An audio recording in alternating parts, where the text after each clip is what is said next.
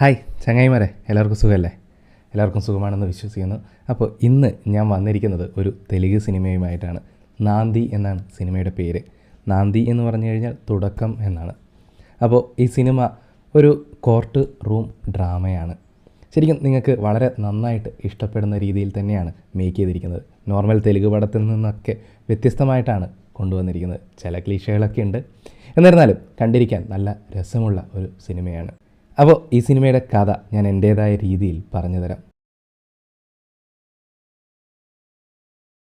Cinema തുടങ്ങുന്നത് രാജഗോപാൽ എന്ന സാമൂഹ്യ പ്രവർത്തകൻ സെൻട്രൽ ലോ മിനിസ്റ്ററെ കാണുന്നത് മുതലാണ്. അദ്ദേഹം ഇന്ത്യയിലെ ഓരോ ജയിലുകളെക്കുറിച്ചും ലോ മിനിസ്റ്ററോട് സംസാരിക്കുകയാണ്. ഇന്ത്യയിലെ ഓരോ ജയിലുകളിലുമായിട്ട് നിരവധി പേർ വിചാരണ തടവുകാരായിട്ട് അധിവസിക്കുന്നുണ്ട്. അതായത് അവർ കുറ്റക്കാരാണോ അതോ നിരപരാധികളാണോ എന്നുള്ളത് കോടതി ഇതുവരെ തീരുമാനിച്ചിട്ടില്ല. അതുകൊണ്ട് തന്നെ അവർ ശിക്ഷ അനുഭവിച്ചുകൊണ്ടിരിക്കുകയാണ്. ഈ സംവിധാനം തെറ്റാണെന്നും അത്തരക്കാരെ ഉടൻ തന്നെ റിലീസ് ചെയ്യണമെന്നും ഒക്കെയാണ് രാജഗോപാൽ ലോ മിനിസ്റ്ററോട് പറയുന്നത്. അദ്ദേഹം അതിന് വേണ്ട കാര്യങ്ങൾ ചെയ്യാമെന്നും പറയുന്നു. തുടർന്ന് നമ്മൾ കാണുന്നത് ഒരു ജയിലാണ്. ആ ജയിലിലേക്ക് പുതിയ തടവുകാരെ കൊണ്ടുവരികയാണ്. നായകനായ സൂര്യപ്രകാശിനെയും അവിടെ വെച്ചാണ് ഇൻട്രൊഡ്യൂസ് ചെയ്യുന്നത്. ജയിലിലേക്കുള്ള പുതിയ അഡ്മിഷന്റെ ഓരോ പ്രൊസീജിയറുകളും നമുക്ക് കാണാൻ സാധിക്കും. അവർ സൂര്യപ്രകാശിനെ പൂർണ്ണ നഗ്നനാക്കി നിർത്തി ചെക്ക് ചെയ്തതിന് ശേഷമാണ് അകത്തേക്ക് കയറ്റിവിടുന്നത്.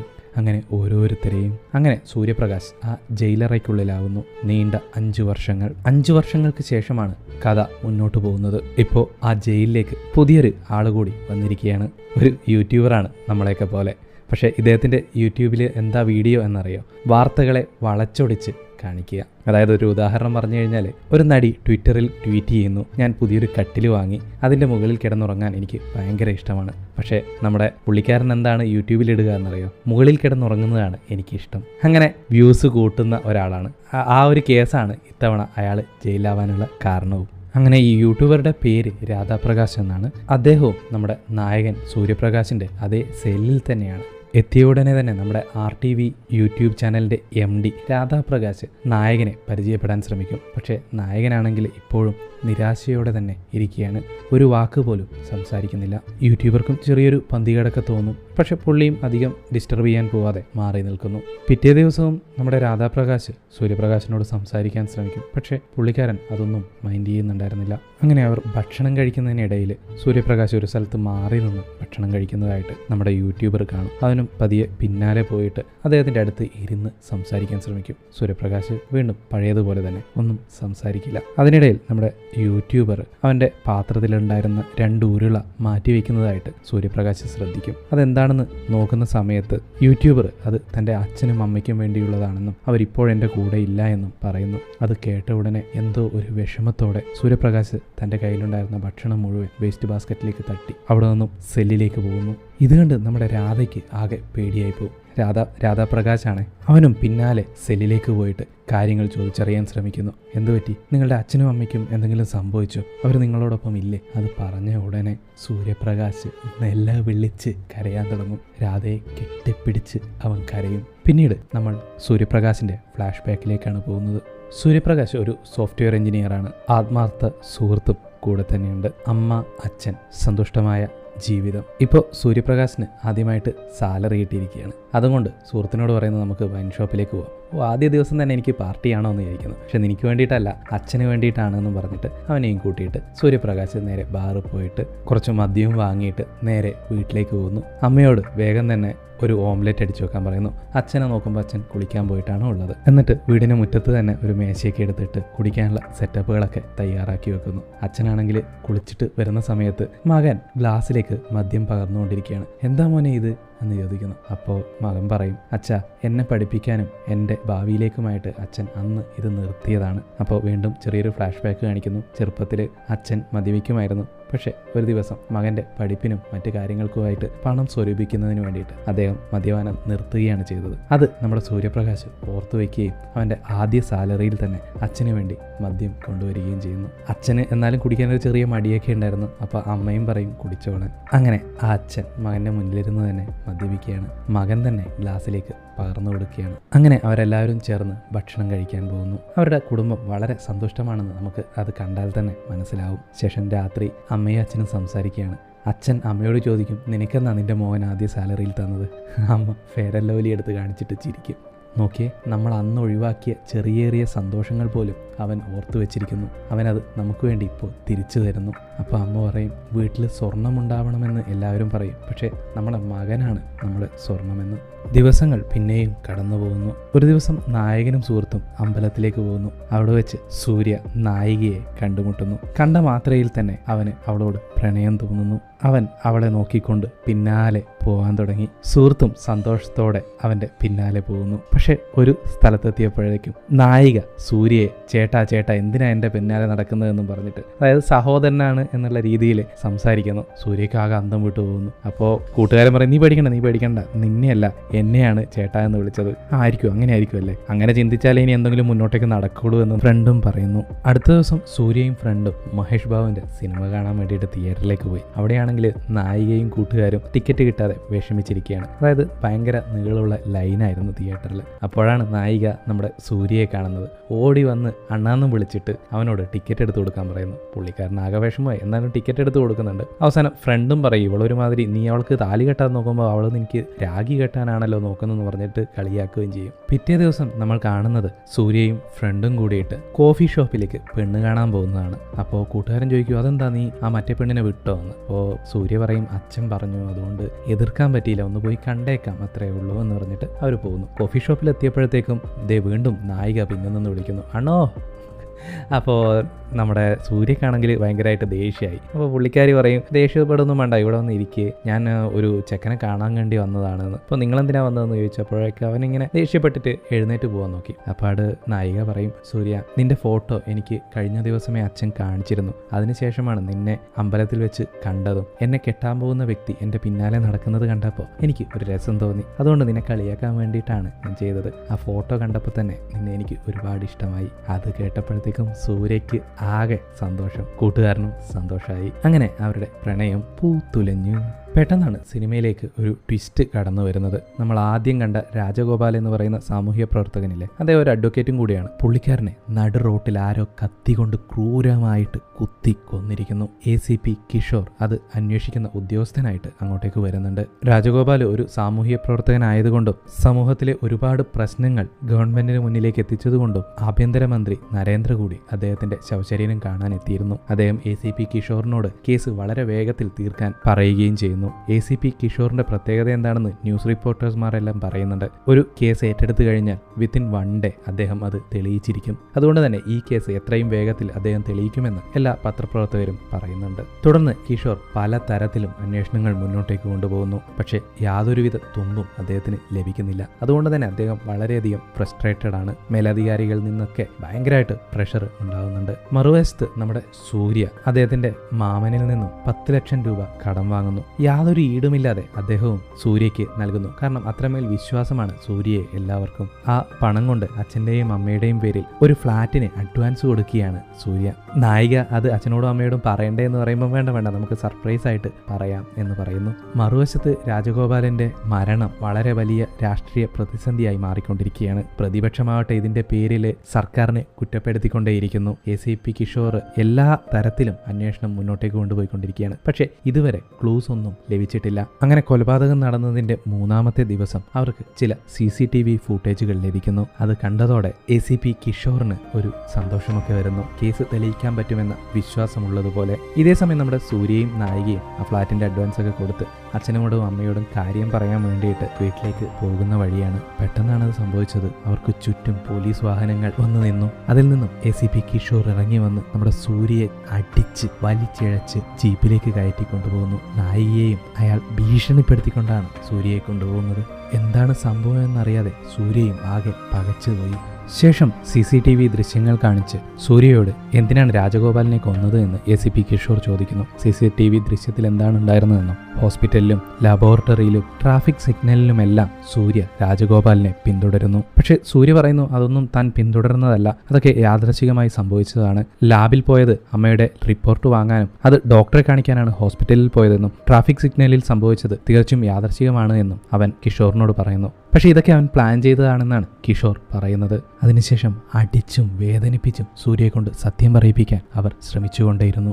സൂര്യയുടെ അച്ഛനെയും അമ്മയെയും ഒന്നും അവനെ കാണാൻ അനുവദിച്ചില്ല. പത്രക്കാരോട് അവൻ നിരപരാധിയാണെന്ന് സൂര്യയുടെ കുടുംബവും കൂട്ടുകാരനും കാമുകിയും എല്ലാം കരഞ്ഞപേക്ഷിച്ചു പറഞ്ഞു. പിറ്റേ ദിവസം കോടതിയിൽ ഈ CCTV ദൃശ്യങ്ങളും പിന്നെ സൂര്യ കടം വാങ്ങിയ 10 ലക്ഷം രൂപയും ഫ്ളാറ്റിന്റെ അഡ്വാൻസ് കൊടുത്ത കാര്യങ്ങളും ഒക്കെ സൂര്യക്കെതിരായിട്ടുള്ള തെളിവുകളായിട്ട് പോലീസ് നിരത്തുന്നു. സൂര്യയ്ക്ക് വേണ്ടി വാദിക്കാൻ വക്കീൽ ഉണ്ടായിരുന്നില്ല. അതുകൊണ്ട് തന്നെ സർക്കാർ ചെലവിൽ വക്കീലിനെ വെച്ചു കൊടുക്കാൻ കോർട്ട് അനുമതി നൽകുകയും ചെയ്യുന്നു. ശേഷം 3 ദിവസത്തെ റിമാൻഡിന് പോലീസ് കസ്റ്റഡിയിലേക്ക് വിടുന്നു. പാവം സൂര്യയുടെ കുടുംബം പോലീസ് ജീപ്പിന് പിന്നാലെ കരഞ്ഞുകൊണ്ട് ഓടുന്നു.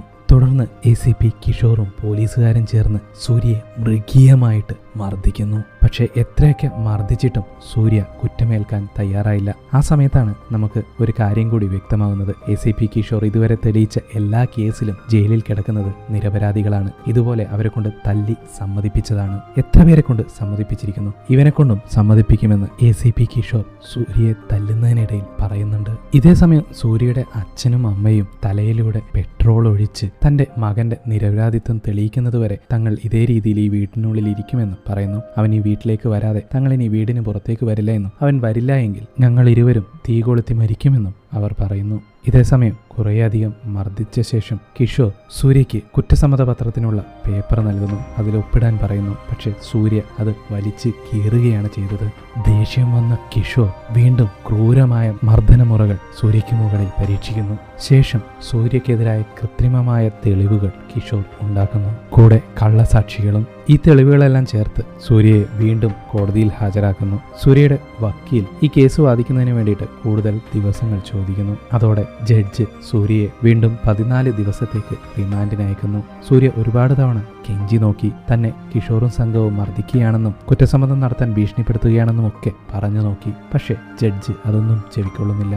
സൂര്യയെ റിമാൻഡിനയച്ച അടുത്ത ദിവസം പോലീസുകാർ സൂര്യയെയും കൂട്ടിയിട്ട് ഒരു ശ്മശാനത്തിലേക്ക് വരുന്നു. കത്തിക്കരിഞ്ഞ തന്റെ അച്ഛനെയും അമ്മയെയുമാണ് സൂര്യ അവിടെ കാണുന്നത്. ആ പാവം അവിടെ നിന്ന് നിലവിളിച്ച് കരഞ്ഞു. അവരുടെ ചടങ്ങുകളെല്ലാം നടത്തി തിരിച്ചു പോകാൻ നിന്ന സൂര്യയോട് ACP കിഷോർ ഒരു കാര്യം കൂടി പറയുന്നു.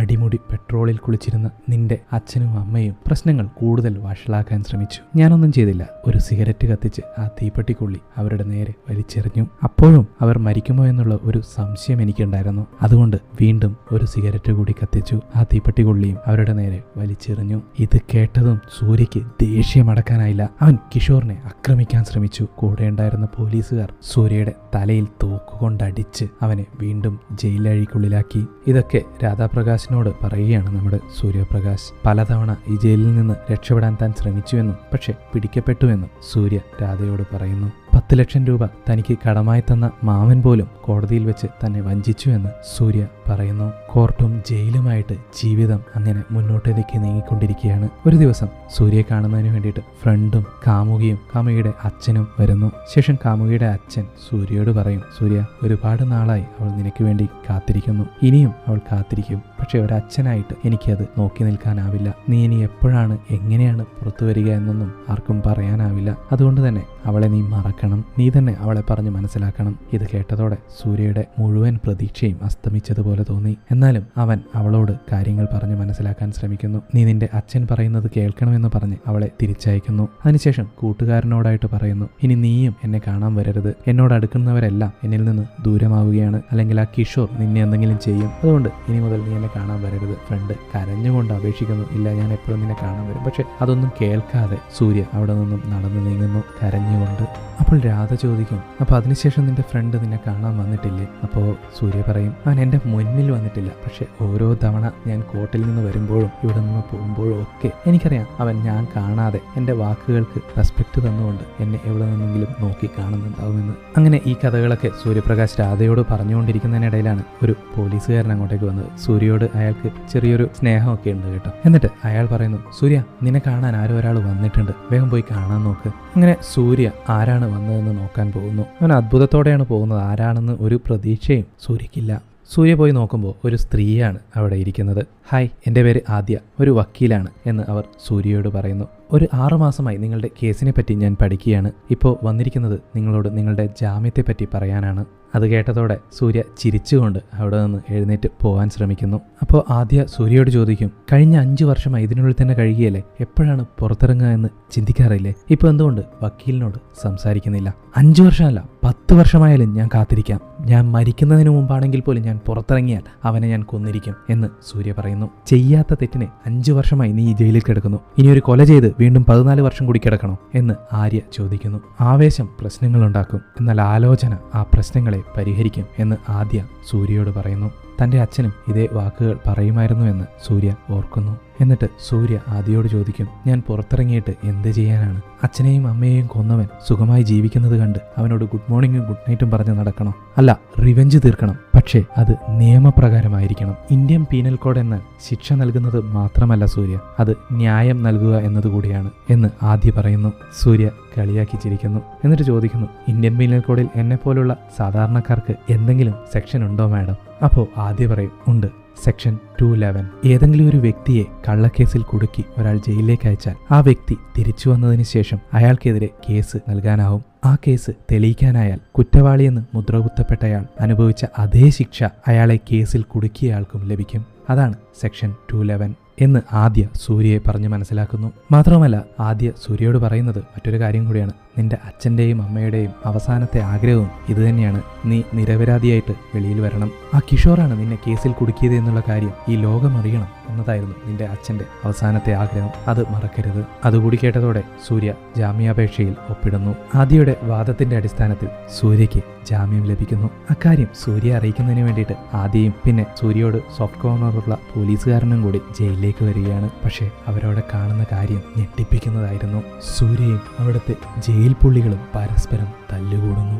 രാധാപ്രകാശ് നിലവിളിച്ചുകൊണ്ട് പറയുന്നുണ്ട്, സൂര്യ നീ അവരെ തല്ലല്ലേ, എനിക്ക് ജാമ്യം കിട്ടിയതാണ്, നീ പുറത്തേക്ക് പോകേണ്ടവനാണ്, നിന്റെ ജാമ്യം ക്യാൻസൽ ചെയ്യും. പക്ഷെ സൂര്യ അതൊന്നും കേൾക്കാൻ പറ്റിയ സ്ഥിതിയിലായിരുന്നില്ല. അവനെ എല്ലാവരും മർദ്ദിക്കുന്നുണ്ട്. അവൻ തിരിച്ചും ഫൈറ്റ് ചെയ്തുകൊണ്ടിരിക്കുന്നു. ഇത് കണ്ടുനിന്ന ആ പോലീസുകാരൻ ആദിയോടായിട്ട് പറഞ്ഞു, ഇനി ആ ചെക്കൻ്റെ ജീവിതം ഈ ജയിലിൽ തന്നെ ആയിപ്പോവും മാഡം. ദേഷ്യത്തോടെ ഇതെല്ലാം കണ്ടുനിന്ന ആദ്യ അത് തന്നെയല്ലേ എനിക്കും വേണ്ടത് എന്നും പറഞ്ഞിട്ട് തിരിച്ചു നടക്കുന്നു. ഇത് കേട്ട രാധാപ്രകാശ് ഷോക്കായി അന്തം വിട്ടു നിൽക്കുന്നു.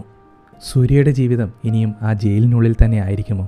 ആദ്യയ്ക്ക് സൂര്യയോട് എന്തിനാണ് ഇത്ര പക? തുടർന്നുള്ള കാര്യങ്ങൾ അടുത്ത വീഡിയോയിൽ കാണാം. അപ്പോൾ ചങ്ങായിമാരെ, ഇതിൻ്റെ ബാക്കി കഥയുമായിട്ട് ഞാൻ ഉടൻ തന്നെ വരാം. അതുവരെ ഒരു ഷോർട്ട് ബ്രേക്ക്.